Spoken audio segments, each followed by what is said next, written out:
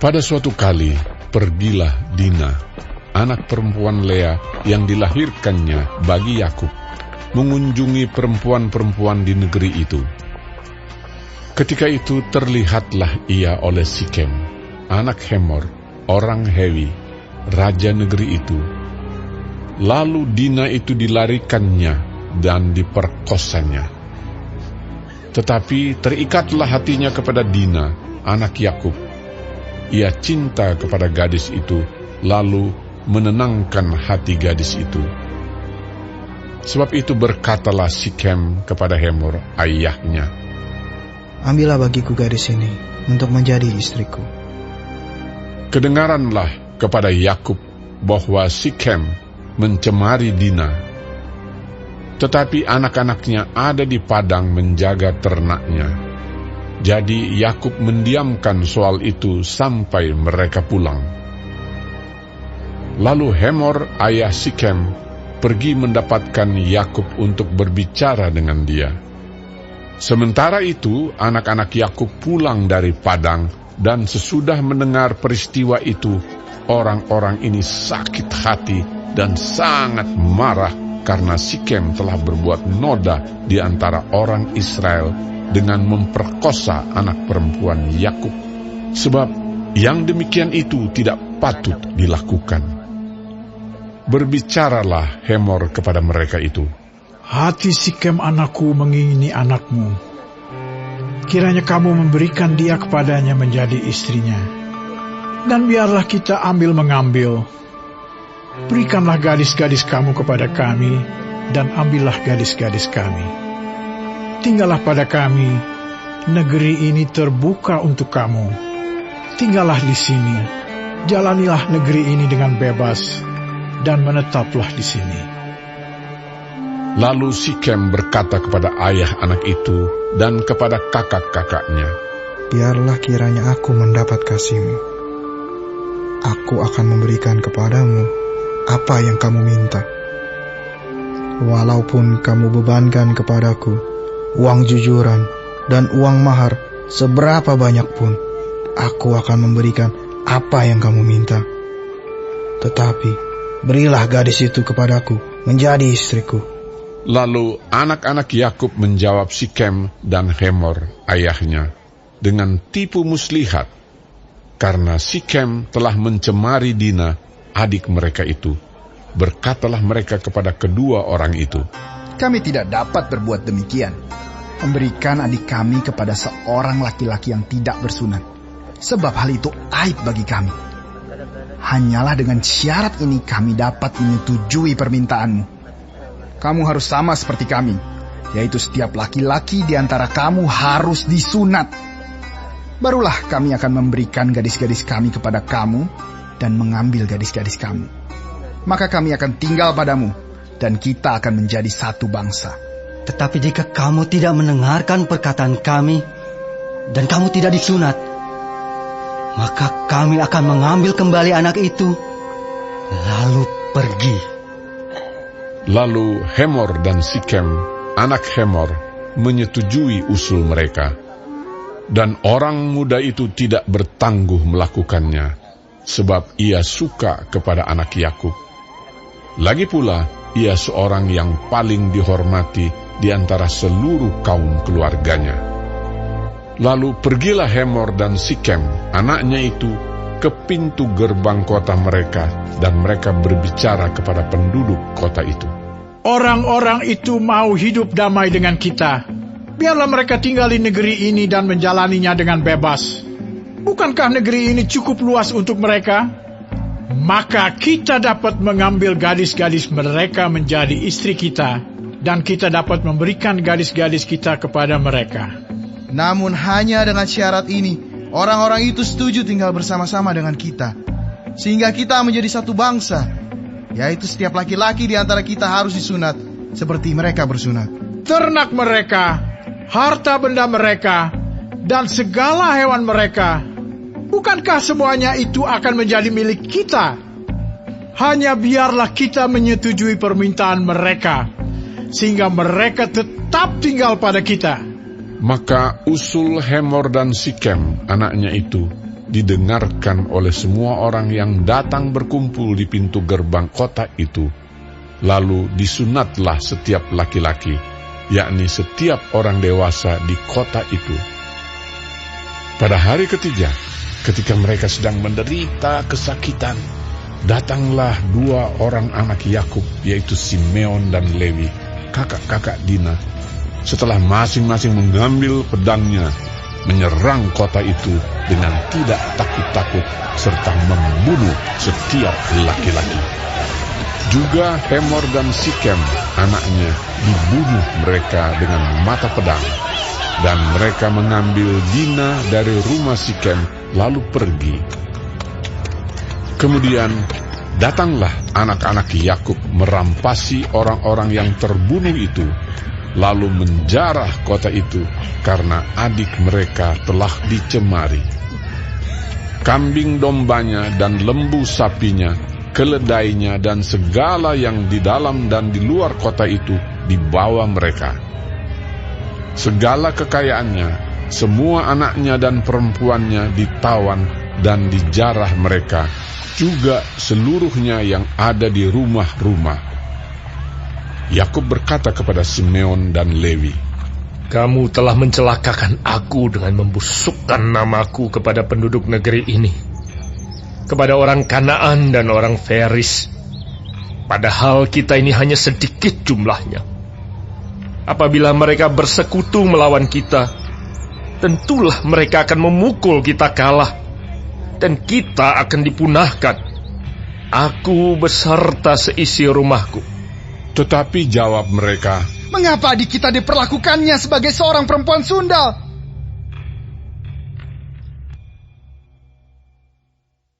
Allah berfirman kepada Yakub, "Bersiaplah, pergilah ke Betel, tinggallah di situ, dan buatlah di situ mezbah bagi Allah yang telah menampakkan diri kepadamu ketika engkau lari dari Esau kakakmu."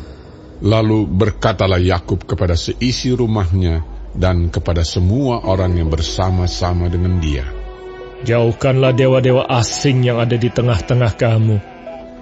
Tahirkanlah dirimu dan tukarlah pakaianmu.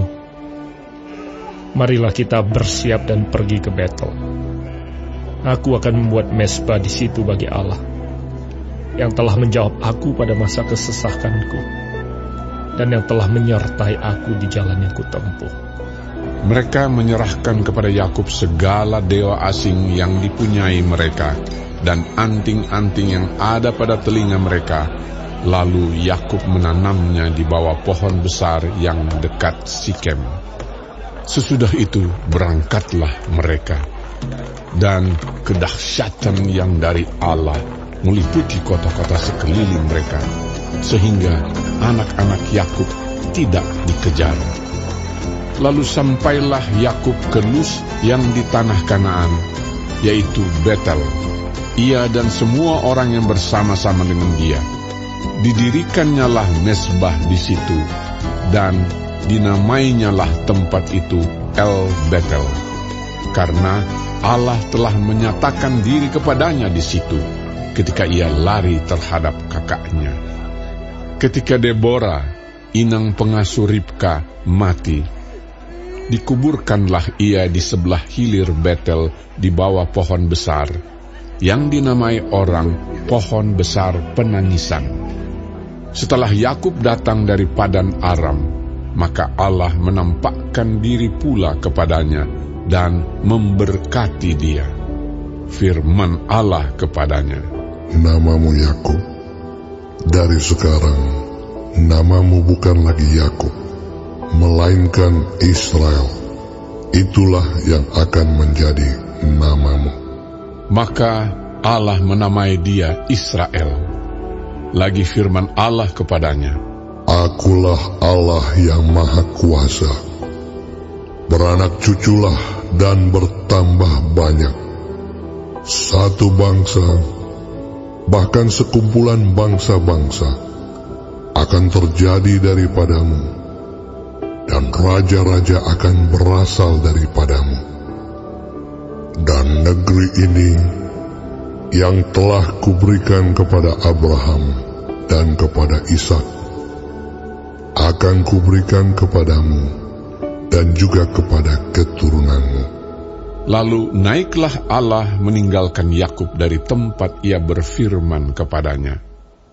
Kemudian Yakub mendirikan tugu di tempat itu, yakni tugu batu. Ia mempersembahkan korban curahan dan menuangkan minyak di atasnya.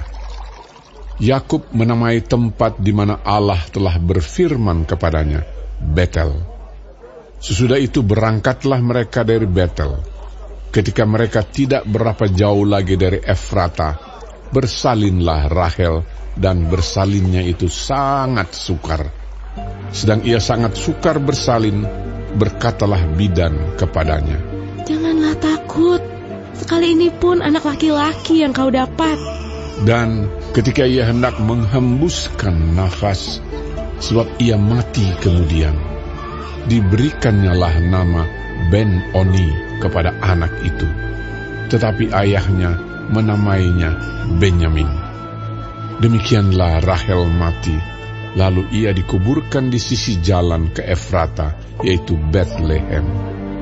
Yakub mendirikan tugu di atas kuburnya. Itulah tugu kubur Rahel sampai sekarang. Sesudah itu berangkatlah Israel. Lalu ia memasang kemahnya di seberang Migdal Eder. Ketika Israel diam di negeri ini, terjadilah bahwa Ruben sampai tidur dengan Bilha, gundik ayahnya, dan kedengaranlah hal itu kepada Israel. Adapun anak-anak lelaki Yakub 12 orang jumlahnya. Anak-anak Lea ialah Ruben, anak sulung Yakub, kemudian Simeon, Lewi, Yehuda, Isakar, dan Zebulon. Anak-anak Rahel ialah Yusuf dan Benyamin. Dan anak-anak Bilha, budak perempuan Rahel, ialah Dan serta Naftali. Dan anak-anak Zilpa, budak perempuan Lea, ialah Gad dan Asher. Itulah anak-anak lelaki Yakub yang dilahirkan baginya di Padan Aram. Lalu sampailah Yakub kepada Ishak, ayahnya, di Mamre dekat Kiryat Arba. Itulah Hebron, tempat Abraham dan Ishak tinggal sebagai orang asing. Adapun umur Ishak 180 tahun. Lalu meninggallah Ishak. Ia mati dan dikumpulkan kepada kaum leluhurnya. Ia tua dan suntuk umur. Maka Esau dan Yakub anak-anaknya itu menguburkan dia.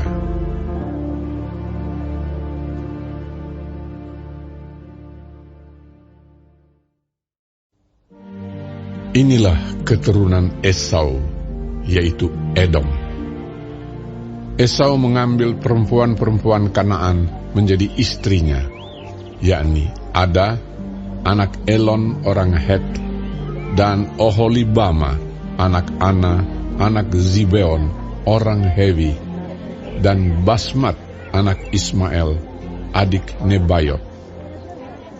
Ada melahirkan Elifas bagi Esau, dan Basmat melahirkan Rehuel, dan Oholibama melahirkan Yeus, Yaelam, dan Korah. Itulah anak-anak Esau yang lahir baginya di tanah Kanaan.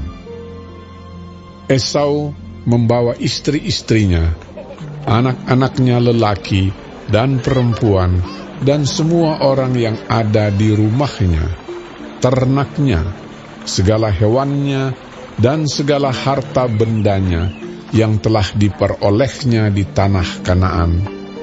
Lalu pergilah ia ke negeri lain, dan ia meninggalkan Yakub, adiknya itu.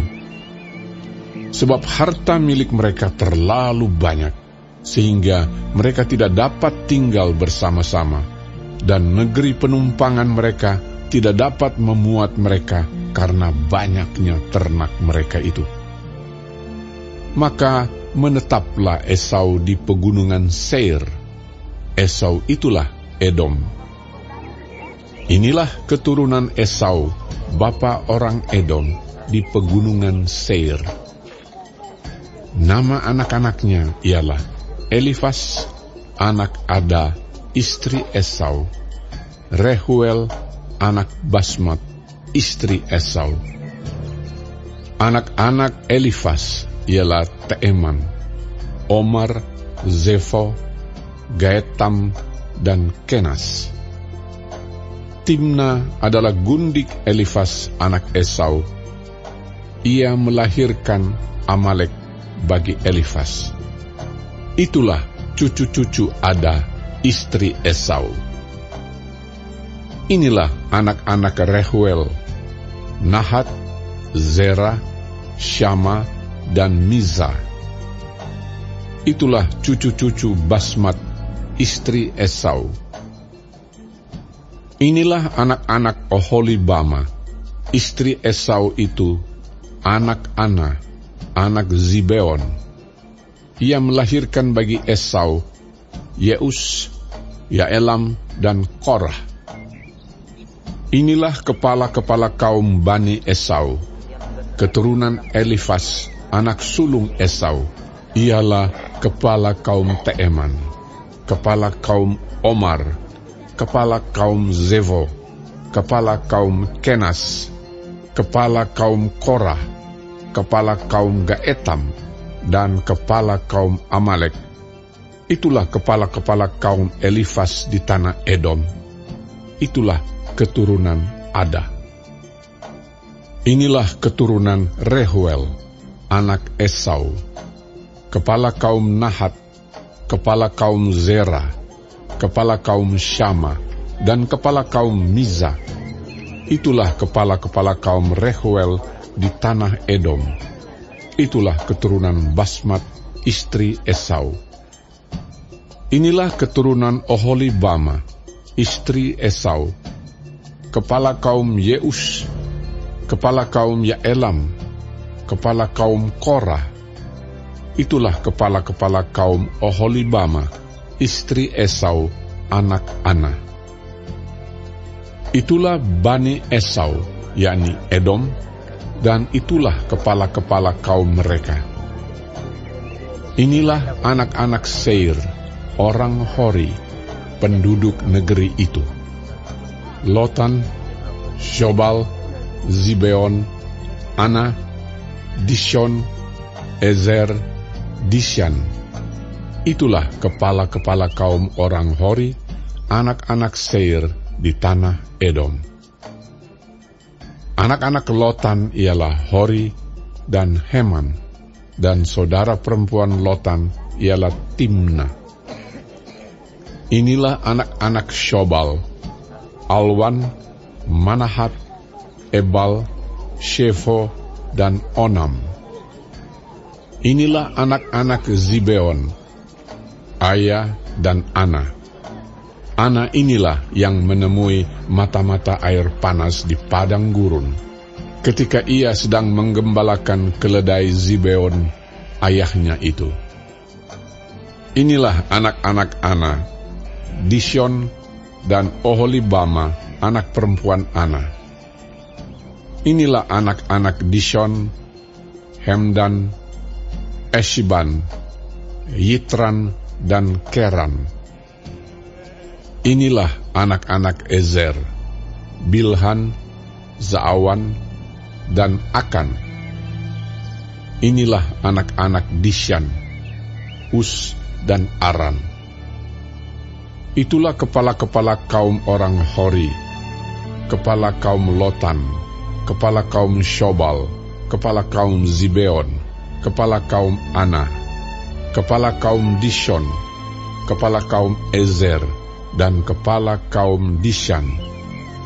Itulah kepala-kepala kaum orang Hori, kaum demi kaum di tanah Seir. Inilah raja-raja yang memerintah di tanah Edom, sebelum ada seorang raja memerintah atas orang Israel. Di Edom yang memerintah ialah Bela bin Beor, dan kotanya bernama Tinhaba. Setelah Bela mati, Yobab bin Zerah dari Bozra menjadi raja menggantikan dia. Setelah Yobab mati, Husham dari negeri orang Teeman menjadi raja menggantikan dia. Setelah Husham mati, Hadad bin Bedad menjadi raja menggantikan dia.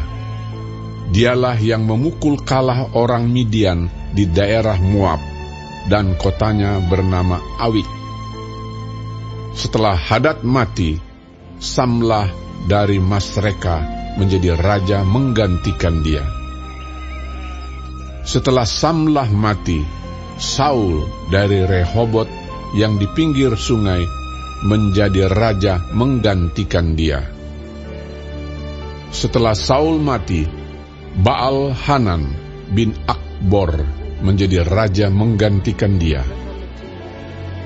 Setelah Baal Hanan bin Akbor mati, Hadar menjadi raja menggantikan dia. Kotanya bernama Pahu dan istrinya bernama Mehetabeel binti Matred binti Mezahab. Inilah nama kepala-kepala kaum Esau menurut kaum dan tempat mereka, dengan nama mereka masing-masing: kepala kaum Timna, kepala kaum Alwa, kepala kaum Yetet, kepala kaum Oholibama, kepala kaum Ela, kepala kaum Pinon, kepala kaum Kenas, kepala kaum Teeman, kepala kaum Mibzar, kepala kaum Magdiel, dan kepala kaum Iram. Itulah kepala-kepala kaum Edom menurut tempat kediaman mereka di tanah milik mereka. Edom ialah Esau, bapa orang Edom.